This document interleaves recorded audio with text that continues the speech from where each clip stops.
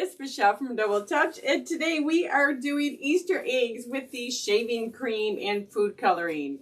So what you're going to need is, you can do this in a big pan and mix all the food coloring in. We tried that. That was an epic fail for us. So we are going to do the individual cups and colors. So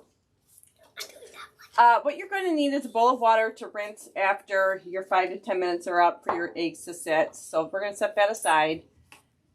Then you need gel food coloring. This is Betty Crocker. I got this in the baking section at Walmart.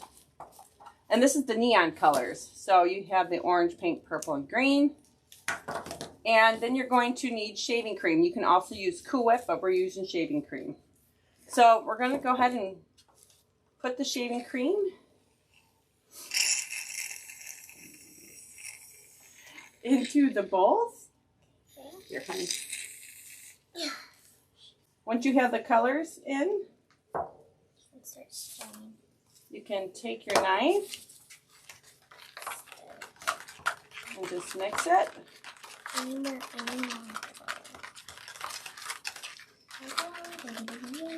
Okay, so we have all of our colors mixed now, so we're going to go ahead and grab an egg.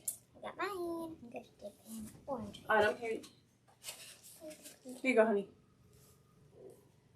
You're going to dip your eggs in your color. Green. I'm going to choose purple. Just gonna. Okay, so we're going to go ahead and dip the eggs and then just lay them on a piece of paper. And we're going to let them set up for 5 to 10 minutes is what you can let them set up. Just put it right here, honey. Okay. I need another egg. Dip it in pink. Hold on. My hand is a mess. Who thought this was a good idea? I don't know. My sleeves. Parents these days.